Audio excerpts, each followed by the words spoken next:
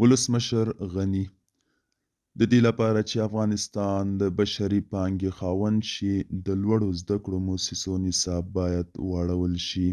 سلام، وخت مو په خیر. پام وکړئ د نن ورځې تازه خبر ته.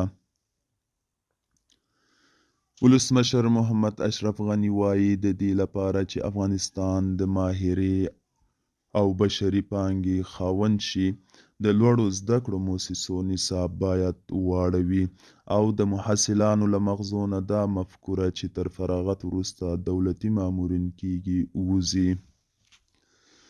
د هغه په ټکو محصلان باید په پوهنتون کې دا زده کړې کړي چې څنګه تر فراغت وروسته اقتصادي وده راولي، نه دا چې دولتي ماموریت ته په سترګو نیولو په بیت المال باندې د نور فشار وسیله شي.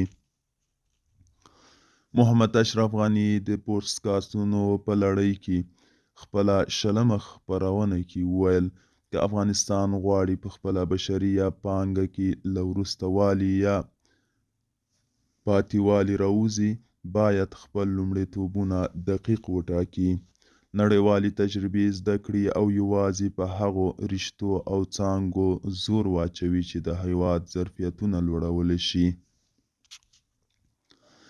د ژوندلارې په نوم د محمد اشرف غني د پوډکاسټونو د لړۍ 2 اونیزه خپرونه د هغه د ټولنیزو ادرسونو ترڅنګ د IBN په ټولنیزو رسنیو هم څارلی شئ. دوستانو، دا و د نن ورځې چمتو کلی خبر. تر بیا مو په الله سپارم. ښې چارې.